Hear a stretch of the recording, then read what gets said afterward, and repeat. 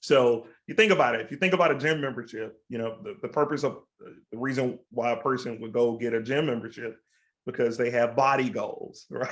So to speak. They have body goals, and there's all this different equipment that basically support that, support their goals. So KonnectMD is building a suite of services where there is telehealth, and we'll dive into that a little bit more, but prescription fees and lab discounts and discount dental services that are coming on board, and vision, basically those common points of care that a person they can get access to providers, but if they need to add on those extra services at a cash model price where they can get discounts without the need of a traditional health plan, that's what we're doing. We're doing it without any visit fees or doing it without any deductibles, and we're doing it without, of course, those long waiting periods. And it's been amazing to be able to create something like this that not just benefit the individual, but of course, Lee, something like this benefit employers tremendously. What is it that you're offering in terms of a virtual experience that are going to set you apart from the dozen other companies in the space? I'll tell you, I think that question will be perfect for Jay, because anything from a telehealth perspective, as it comes to the telehealth services that we offer, they're provided by Walmart Health Virtual Care. Jay, you want to grab that question? Yeah, absolutely. So thank you so much. And again, I'm really proud actually to be here with my friend, and we call each other brother, Corey. He's an awesome individual, and we're excited about having KonnectMD as one of our distributors. The way that we go to market, quite honestly, is that we use wonderful companies like KonnectMD. And what I really appreciate, besides the personal relationship, is the fact that KonnectMD is actually really focusing on really that underinsured or uninsured population. And that's where the virtual care piece is really a telling way to offer solutions. And, when Walmart Health purchased MeMD, it was a small company, had been around for 11 years prior to. They decided that as part of the omni-channel healthcare strategy, where we have those physical front doors of the store, they needed a digital front door, so that patients who needed access, that don't have access to a PCP, a behavioral health specialist, or even an urgent care provider, would be able to do that. And that's where the acquisition of MeMD really came into play. Because at the end of the day, what you're asking, Lee, is about, what kind of makes it different or unique. Yeah. Is the fact that urgent care, when people talk about telehealth, people's minds automatically go to urgent care. I got a fever, I got a scratchy throat, I want to see somebody, I'm in my pajamas at 3 o'clock in the morning, I don't want to go anywhere. Yeah. The way that you can do that is with telehealth. And we do that with our urgent care provider network. So they actually get to select their therapist. And why we find that's really critical, and all the books would be able to tell you this, is the fact that you're selecting a therapist that is going to be your therapist for as long as you want to have that service, because you're the one that's picking or picking that potential provider. So I think that's really, really, really important. And when the idea that we're actually extending it down to such young ages really allows us to take advantage of this stigma that's been removed, to allow young people who've really gone through very tough times with COVID to be able to seek that care and get that support, whether they have anxiety issues, depression, even addiction issues. We're able there to help them. Then you have a second group that buy into the health plan, so they can afford barely probably their portion of the monthly portion of the health plan, but they don't use it's coming out of their paycheck, right? I mean, it's like that's the moment of the week or the month when I am most flush, and they pull the premium out before I even get my money. So I can afford that. Yep. By default, but now with my $3,000 deductible, it may as well be $100,000. I don't have that money. Right. So I don't use it because I only buy it because I'm concerned about some sort of catastrophic health failure that I would need to use it. But the funny thing about that is that they use it, they're going to medical debt anyhow. So the money they're investing is into this. It was actually not investing. The money that they're spending is just not going anywhere. It's just paying, people that are taking the money from them, right? Jay and I was talking early this morning, and Lee, I think we were talking about this too. Healthcare, it's not broken. It's doing exactly what it was designed to do. So it's just us trying to recreate a philosophy, recreate a mentality to people to let them know, hey, there's a better way. You know what I mean? Just simple as that. There is a better way. And we're over here waving the flag, trying to get people to understand that, even outside of a health plan, even if you have a health plan, that maybe you fit in level 2 and you've got that plan, but use KonnectMD to not use that crap. You know what I mean? No, Simple as that. I'm laughing on that because on my team, the only way we keep ourselves from having our heads explode like every day out of rage is we've got the saying, hate the game, not the players. Right. Like the outcomes that we're having to deal with make you furious, but it's not the people necessarily. They're just following exactly the incentives they've been given, which are horrible incentives. It also handles, I mean, we're talking like 70-80% of conditions can be handled by this handful of drugs. Is that right? Absolutely. Yeah. And that's all at no cost. Yep. We get and that includes maintenance drugs. It's not just sort of your one-time quick fill things, but like drugs I'll take my whole life. I can get these at no cost. And then I get savings on dental and vision. And how is it, I'm trying to think of how people are using this. I'm thinking for people who have giant sky-high deductibles they can't afford, this is a great offering for them because it's sort of closing that gap. Certainly for people who have nothing else, all your gig workers and things like that. I have a number of employers who are like, hey, we can't afford to hire new W-2s, so we're like piling up gig contracts. And a lot of these people don't have anything, right? Yep. So with that being anyway, I'm sort of working through it out loud here, but maybe explain a little bit about how people are using this service to create different types of strategies for their human resources.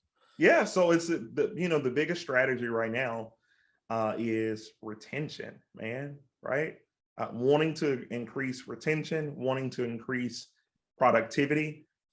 Since this whole COVID craze and the ridiculous unemployment amounts and stimulus money and everything else that have gone out into our population, people have become lazy. And companies, industries, corporate, doesn't matter what it is. People are looking for great talent. And if they have great talent, and especially if they're not providing something, they're looking for a way, hey, what can I do to add value? But also understand that, KonnectMD is working really hard to go into those 80% of the counties of the United States where there are health deserts. So they're not looking necessarily to go feed where everybody feeds. They're looking at how do they go out and help. And I think that's one of the things that are really, really critical for us as a country. I'm going to go that broad, as well as people that are involved in this healthcare maze, is how do we help to make sure that we're addressing those healthcare deserts and the people that live around those healthcare deserts. What do we do? What can we do to help that out? And I'm going to be a little self-serving. Virtual care, whether that's through Walmart Health or some other. Virtual care is just one place that if we educate properly, people will understand how to use it properly, when to use it properly, and actually to be encouraged to be used, because at the end of the day, it's a really great way to provide care, the highest quality care, and it's accessible to pretty much everybody, right? Whether you have to go, to the local library to get the Wi-Fi signal, or you just pick up your phone, this is the way to that's actually the future, and how we're going to deliver care is going to continue to grow out, and it's something to be expected. It's It's not that a person have to get this.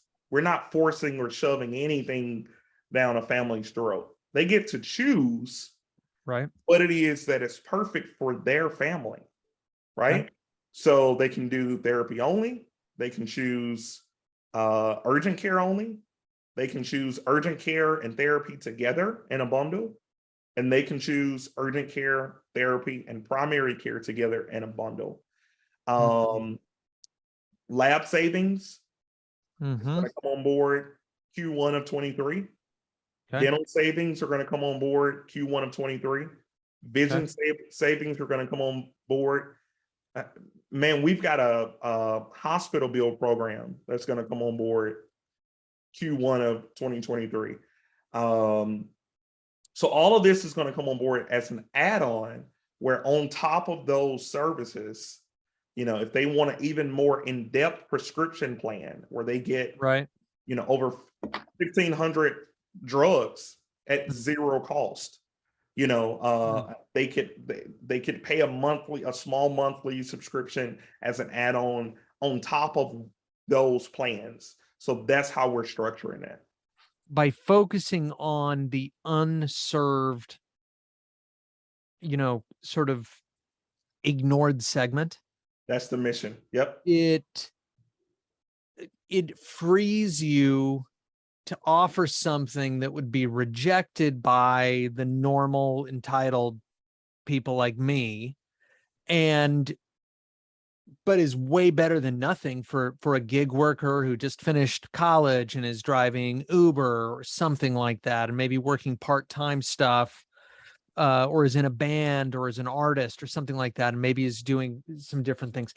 I have to wonder if you don't continue layering on things, and at some point you module up to where you handle 99.9999% and are able to do all of it for less than like $400 or $500. I don't know. We'll see.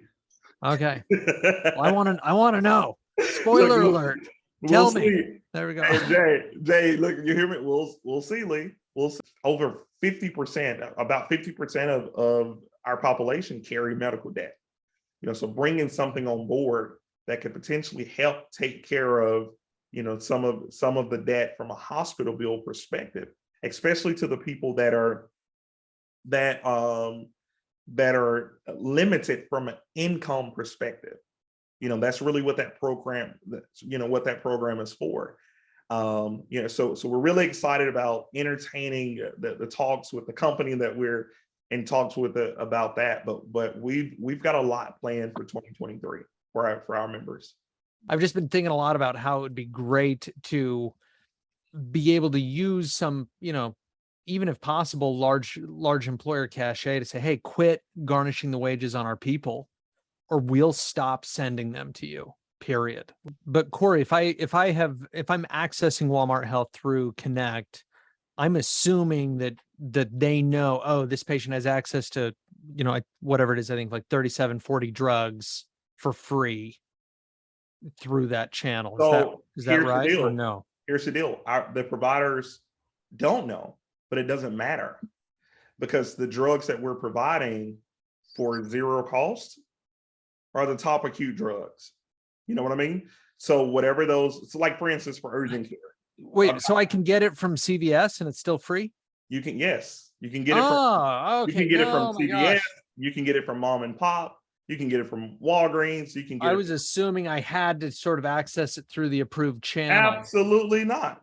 Okay, so absolutely not.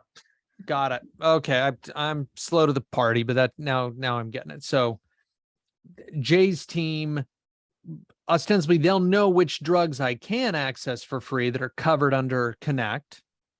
No. Okay, they don't.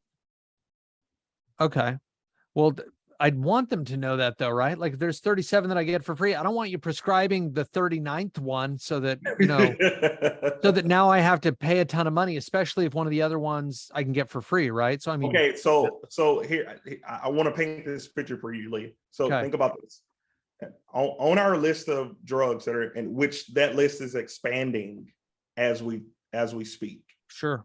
Week after next week, the end of next week, that list goes from 37 to about 100.